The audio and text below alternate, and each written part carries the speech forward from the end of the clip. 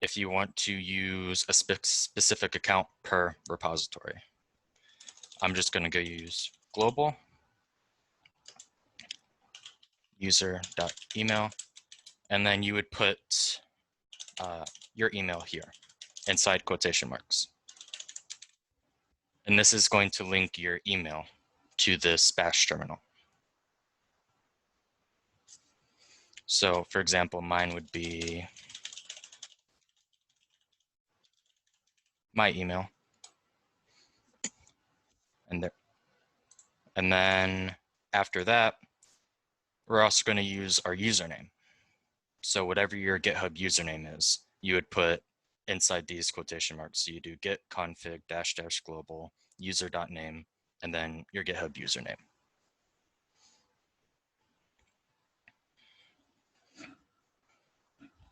I'll give you all a second to do this before I move on.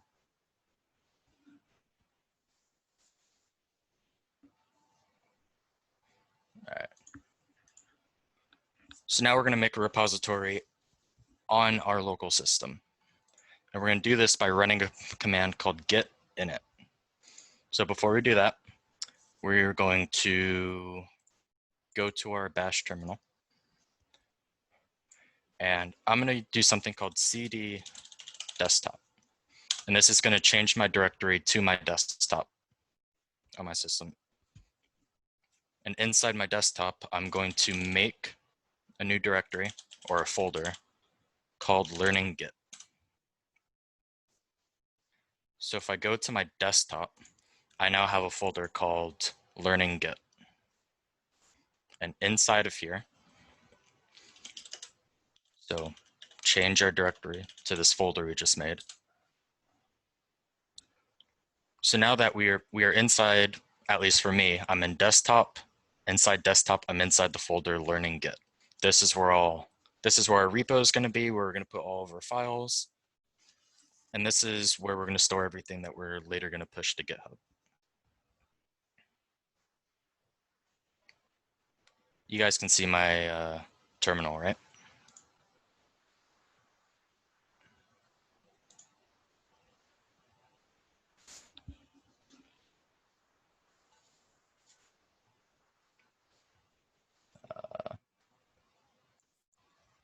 Okay, cool. Chat was being awkward for a second. Okay, so now we're going to do our git init command. And this is going to create an empty repository inside this folder. And if we actually go and look inside of our folder, now we have a subfolder called .git, and this is going to hold all of our information regarding the repository we just made.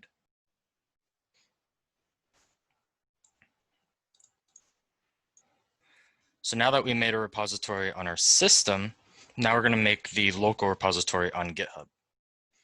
So if you go to github.com,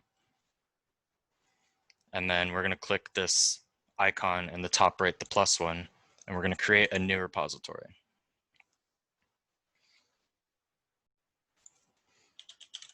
We're going to give it a name. You can just call it learning git. You can give it a description. We can choose to make it public or private. Publicly, anyone can go to this repository and look at it. Private being only you can, or people that you add to the repository. You can also initialize it with a README. We're going to leave this unchecked for now. And we're just going to create it. So now you should be at a page that looks something like this. So as of now, we have a repository on our system called learning git. And we also have a repository on GitHub also named learning git. Now we just need to link the two.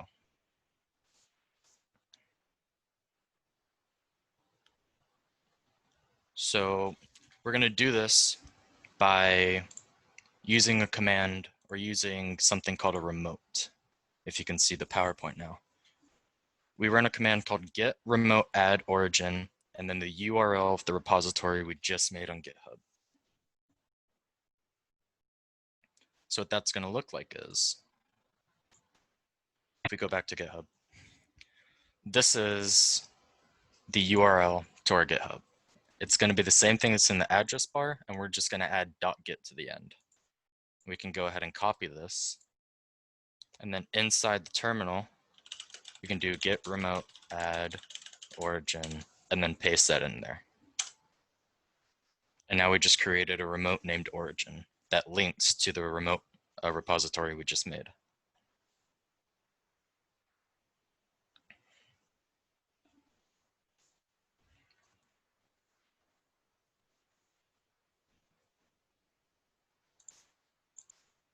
So now that they're linked, we can now start creating files.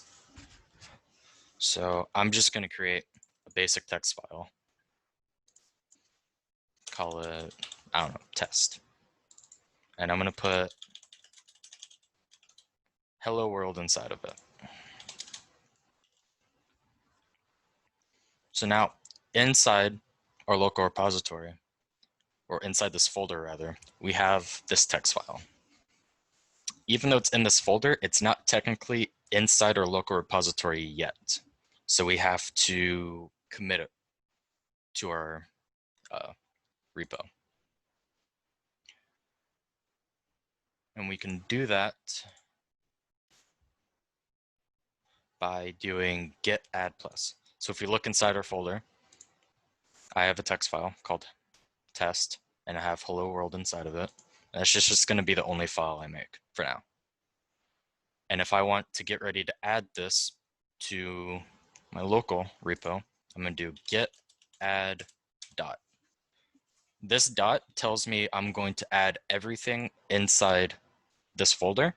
So as of right now, it's just this text file, but if I had more files, the dot would add everything.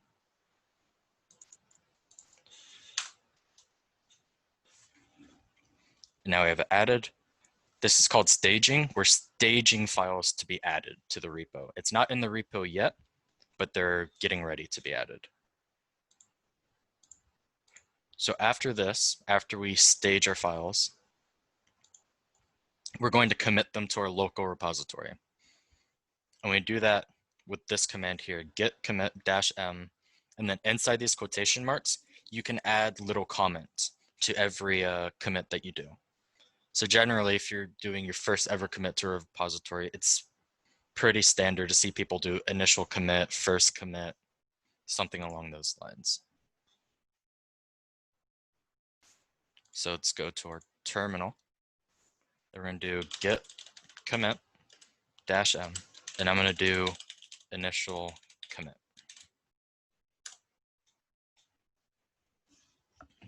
So you should see something like one file changed, one insertion. It'll give you a random string of characters here. We'll get back to that later in the workshop. But as of this point, on our system, we should have one file in our repository called test.txt.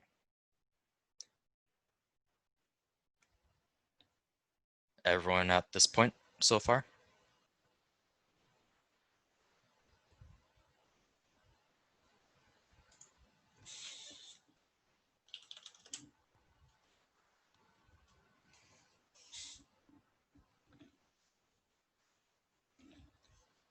Okay.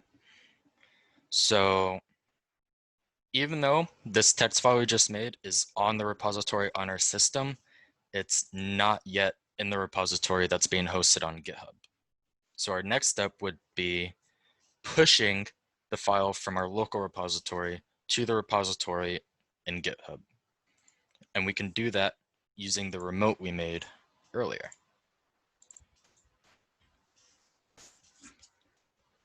So this command here, git push -u origin master, will take everything that's inside our local repository and push it to the remote repository. So the first time we push, we need to specify our upstream as origin, and we need to specify what branch we're going to. As of right now, the repository made on GitHub only has one branch master, so we're just going to put master. But if you had other branches, you could push to those instead of master. So let's see what that looks like. We're going to do git push -u origin, and then we're choosing master as our branch. press enter,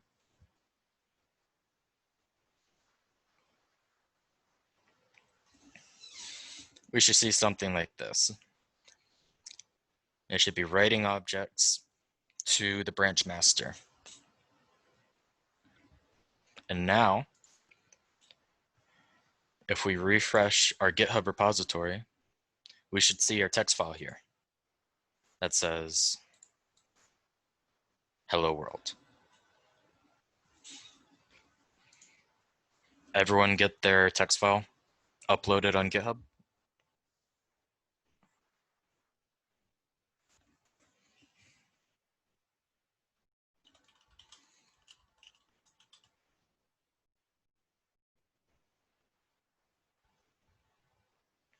Cool. All right. So now that we have the basics of how to get files off of our computer onto GitHub, now we can start having fun with it. Now we're going to go a little more into detail about what branches really do. So branches allow for isolated development of features. The default branch in GitHub is going to be master. This should be your most updated version of whatever program you're working on, or at the very least, the most stable. And then, like I said earlier, you might have other branches for development, or maybe other branches for something that you're working on but isn't quite ready to be added to the main project. So you can branch off and have different segments of code still in the same repository, but not necessarily in the main project. So let's go ahead and make a new branch in our local repository. And we're going to do that using a function called checkout. So git checkout on its own allows us to change to a new branch. And if we add this -b flag, then this is going to tell Git to create the new branch for us. So inside our terminal, we're going to go git checkout -b, and I'm going to name my new branch feature_x.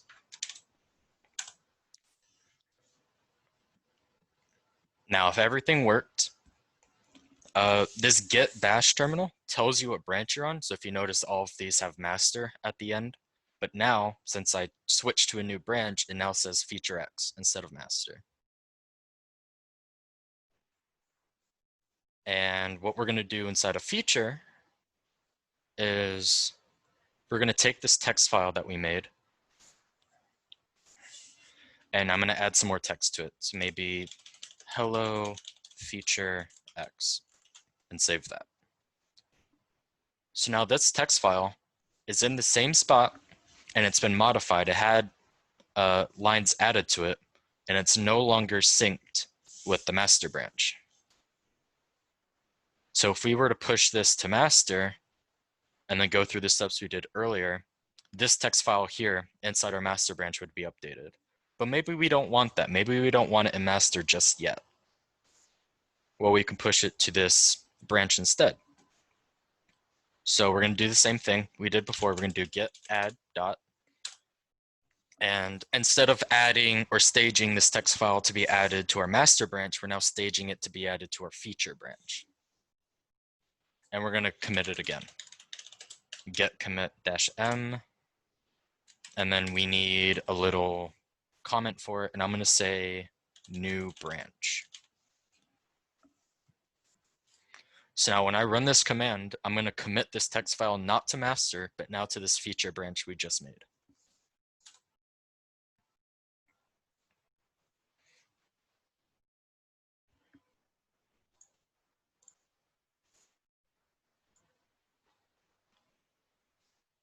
So after committing to this new branch we just made, here's a brief description of the commands we just used. Git checkout branch will just switch to an existing branch. The -b allows us to create a new branch and then switch to it. So now we need to actually push these to the repository on GitHub, our remote repository. So we're going to do the same thing we did before, where we do git push -u origin. But remember, before we put master here. Now, instead of pushing to master, we're going to push to this new branch we just made. So inside here, we're going to do git push -u origin feature X.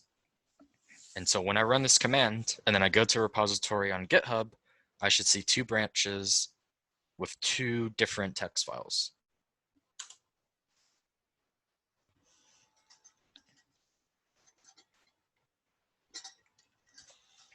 And let's see if it actually worked. You can refresh our page. And now we see feature X had recent pushes.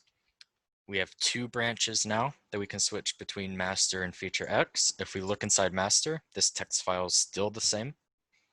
But if we go to our feature X branch, now our text file is the new modified one.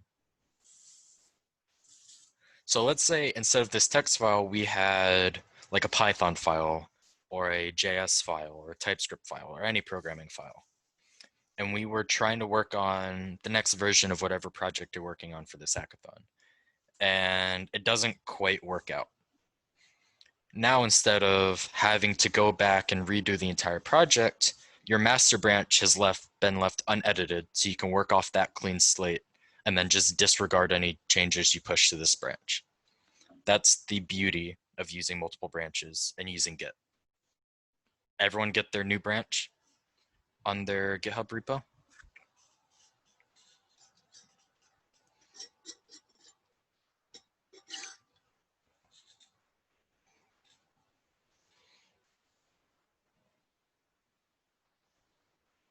Cool.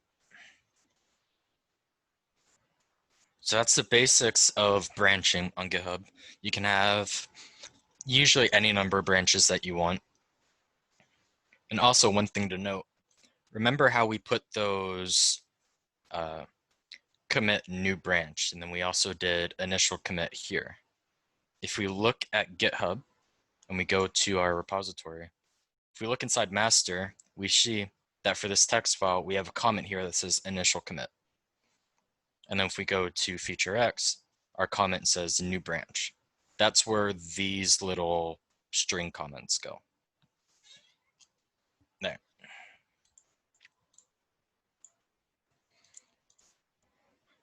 So let's say you have your master branch and you have this feature branch and you finish whatever you're working on inside the feature branch. And now you want to add everything that's inside that branch to master.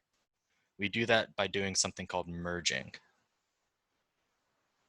So the way it works is you go to whatever branch that you want to merge to, and then you run the command git merge and you use whatever branch you want to merge with the current. So in this case, if we go to master branch and then run this, we're going to merge the contents of this feature X branch into master. So let's go to here. And we're going to switch to our master branch. We know that we're in master because this is master here instead of feature X. And then we're going to take the branch feature X and we're going to merge it with master.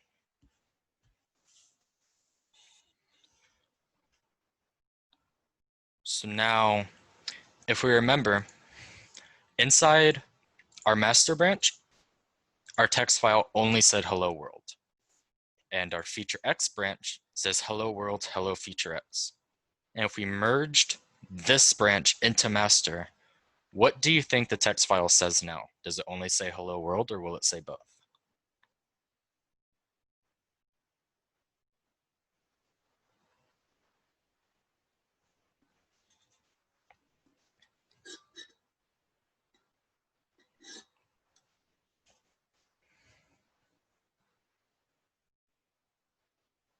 Anyone got a guess?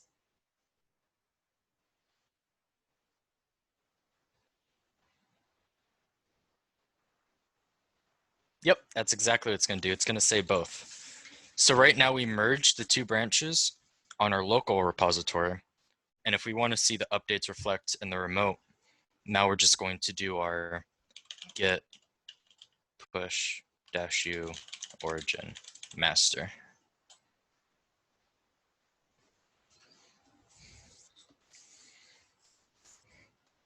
And now if we look at our master branch, It now says both.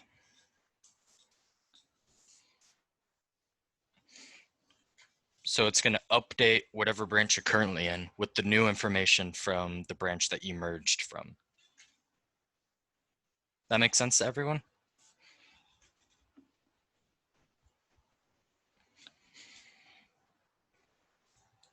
Cool.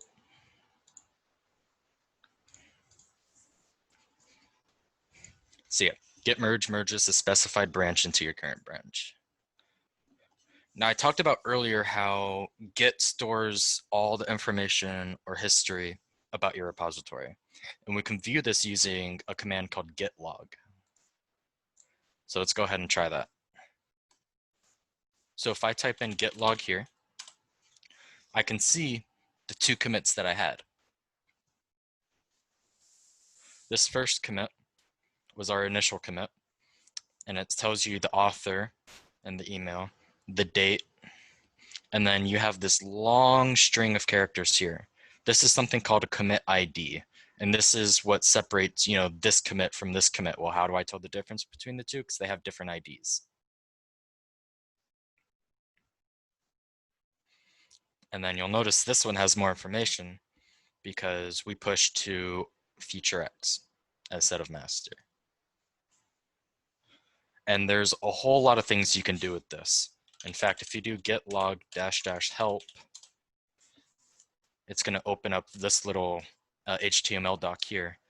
And this tells you all the different things you can do to customize how you view the history of your repository. And I mean, when I say a lot, I mean there's a lot. So feel free to read through this on your own time. But at the very least, if you just do git log, you can see the commit history of your repository.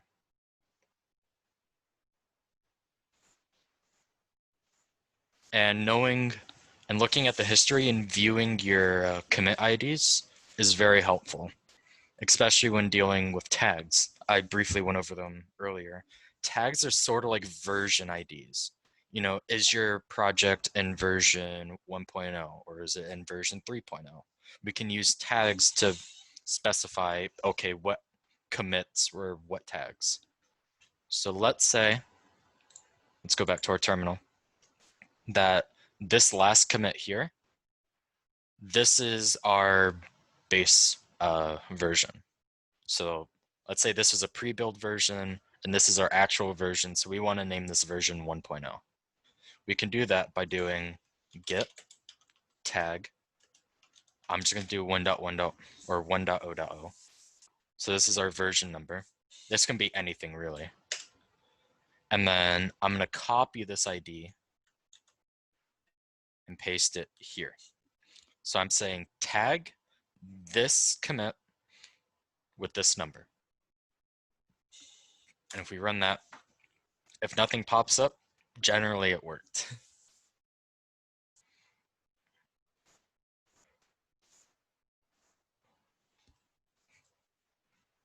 So after tagging, we can use a tags flag to push this to our remote repository so that we can actually see the tags on GitHub instead of just on our system. So let's go ahead and do that. So let's do git push tags. You should see a bunch of zeros here because we're not pushing any files, but you should see something like new tag here. And if we see this, we know that if we go back to GitHub, we go to repository, now we have 2 branches and 1 tag. And if we click this, we can see, okay, 1.0.0, what is this? This was this commit, and we can download the source code for this. We see what the commit comment was. We can see this is how quote unquote releases work in GitHub. So let's say you have an update to your program that you're hosting on GitHub. This would be our first release, and then the next release would probably be like 2.0.0. Has everyone gotten their tag uploaded on GitHub?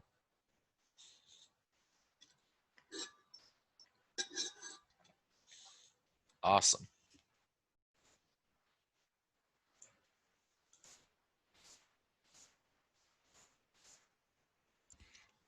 So yeah, this is our command that we just used. Tags a release or significant milestone. So we've seen how to create our own repositories and push them to GitHub. What about if we want to work with an already existing repository? Let's say you get added to a group and they already have a repository with their code on it. How can you access that repository and then start committing your own code to it? So if you want, I'm going to post this link in chat.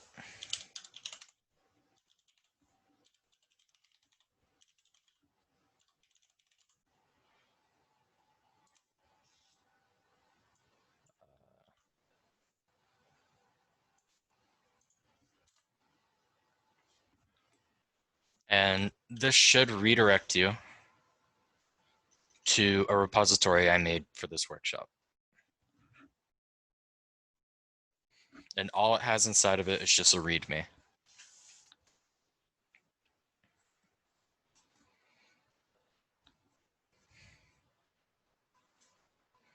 Has everyone got to this repository?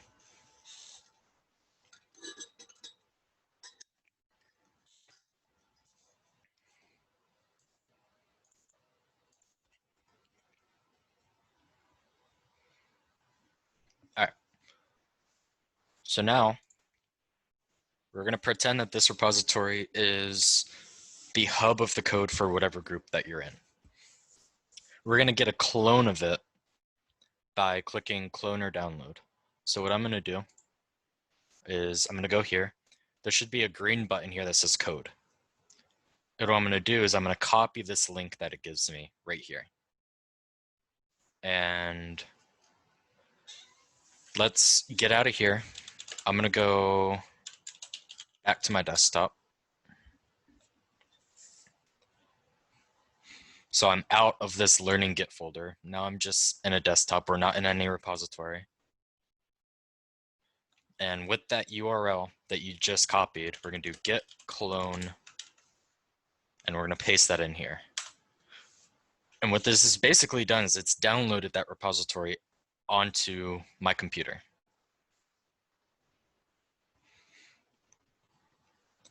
And we can change our directory. I realize in hindsight, I made this a really long name. So it's PantherHacks 2020-GitHub-workshop. And if we do our change directory, we should now enter this, and now we're inside a repository on our system in our branch master.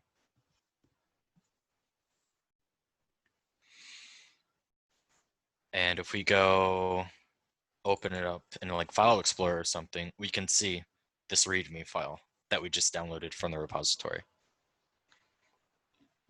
Everyone good so far?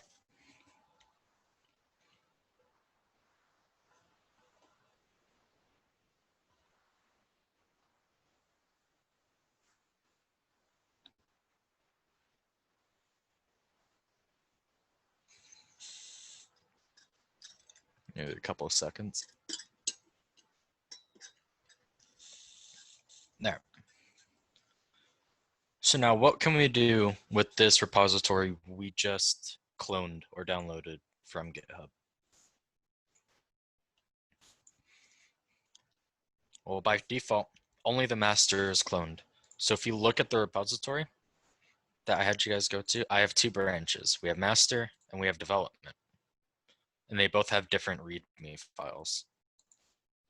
When you cloned this repository, by default, you downloaded whatever is inside this master branch. But let's say that you wanted to download what was inside the development branch.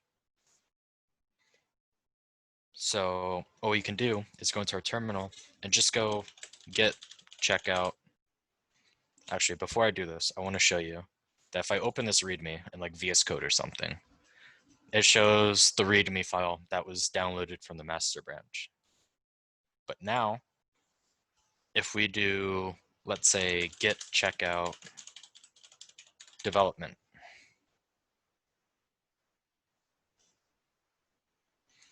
because this is the other branch inside of this repo.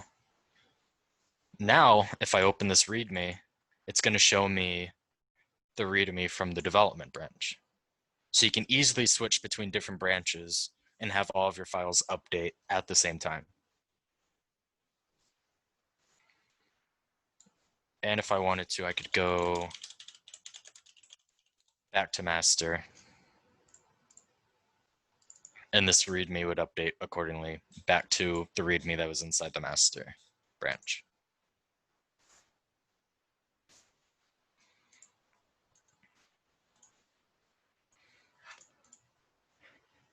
So what can happen is once you download or clone a repo from GitHub, it doesn't automatically update. So let's say I have a repository, me and you are in a group, and you clone the repository as is right now onto your system, and then I push a couple new files to the GitHub repository. My commit and my push to that repository will not show up on the repository that's on your system. So you have to manually pull any and all changes from the remote repository in order to stay synced. So, I mean, we could do it right now, or we could do git pull -- all, and this would pull all changes from the repository onto our system. And we should get a message saying already up to date, because the repository on our system is currently matching the one that's on GitHub. But theoretically, if there was new files or modified files on GitHub and we ran this pull all command, we would pull those changes onto our system.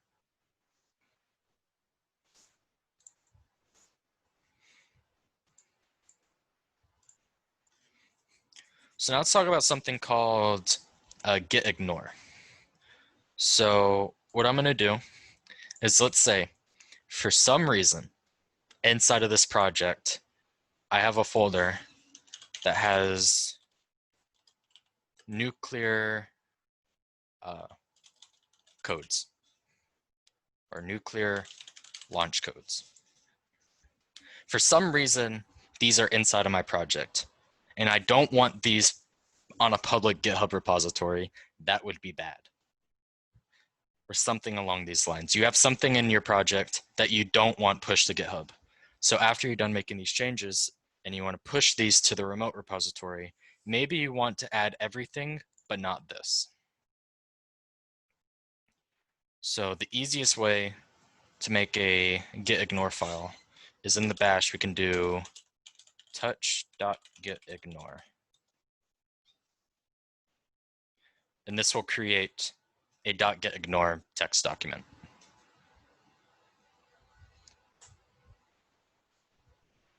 Don't ask questions, Dohan. Like, just go with it. Like, exactly, it's classified.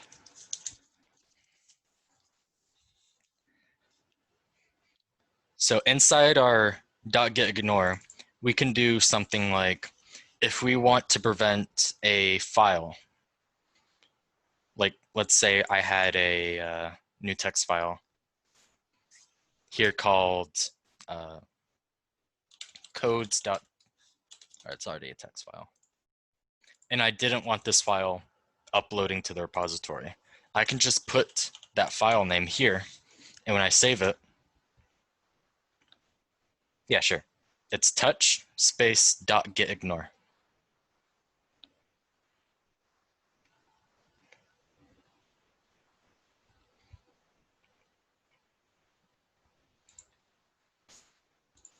Here you go. Sorry, I forgot to switch my screen.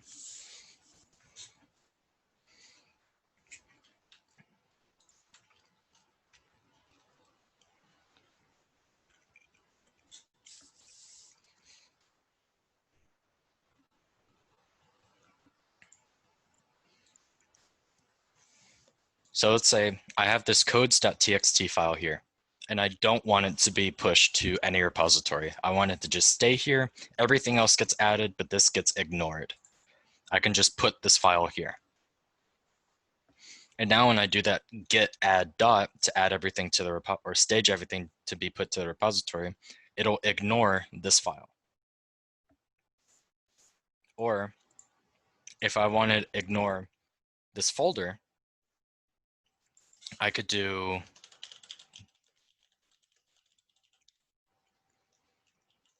like this, where if you do this / at the end, this says, this is a folder name, we're going to ignore it. And we can see this in action where if I do, I'm going to go git add dot, and this is going to add or stage files to be committed to the repository. And then I'm going to do git commit -m. I'm just going to call it next commit, just something. And then I'm going to push these to the repository you guys are currently looking at.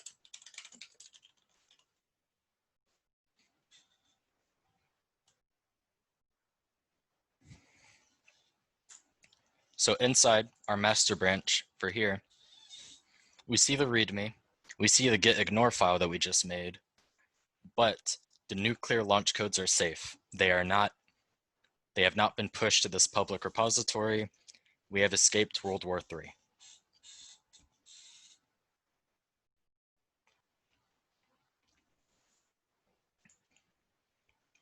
And if you want to see more information about gitignore, there's great documentation on it. You can ignore patterns, notes, examples. You can ignore certain file types. So let's say you have a bunch of .yml files that you don't want to be uploaded. You can ignore by file type. I highly recommend you go through this documentation. It could explain it way better than I could in voice. Does everyone understand how gitignore works?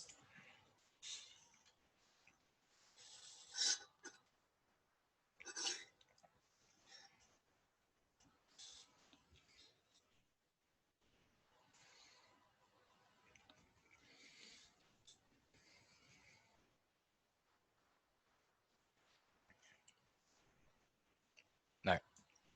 So now we can just go over some pretty useful features that GitHub provides with our repositories.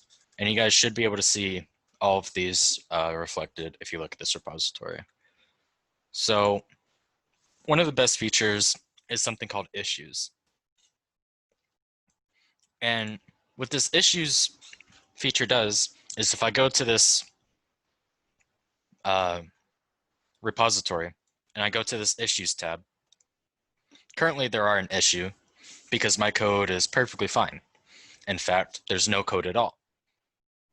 So I could go new issue here and I can name it, let's just say missing code.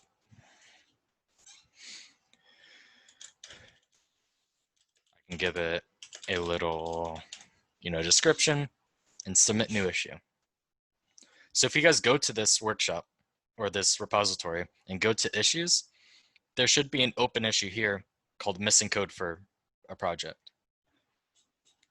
And this is useful for things like if you're working on a web app or something, and there's a known bug that crashes the web app. You can put this inside the issues here so that everyone knows that this is a problem, and then they can start working on it. And eventually, you should be trying to fix any issues that are put here. You can close the issue when you're done. And say, okay, this is no longer an issue. We're closing it. This is kind of like a patch notes type thing. If you ever had a software or a game on your computer and a new update is released and there's patch notes, those patch notes are usually, these issues that have been solved. Let's see what else GitHub has. There's pull requests. Pull requests in GitHub sort of look or work like merges, but they work through GitHub instead of just Git.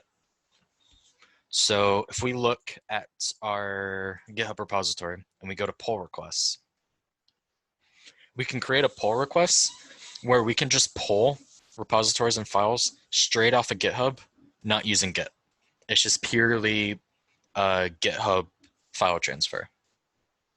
So if you don't want to deal with version control, or maybe you want to download something that you don't want tracked, or anything along those lines, you can create a pull request.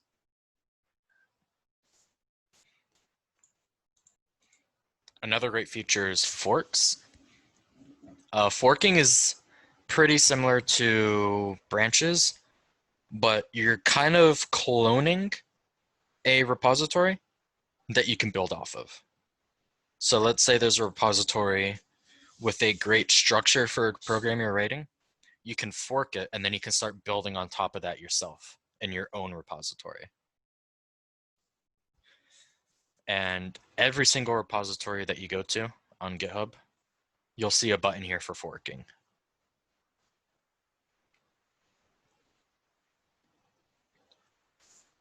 And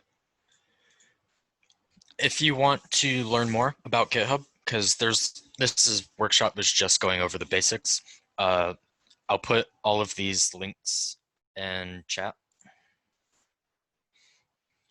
so that you guys, I'll put these in the GitHub Discord channel, the GitHub Discord channel in the PantherHacks Discord, so that you guys can, that is not it. But other than that, that's going to be the end of this workshop. No problem. Good luck on all of your projects, guys. All right, Zach, thank you for doing this workshop. If you want to stick around, we will have a HTML and CSS workshop at 5:30. Actually, no, I believe it's 6. Sorry.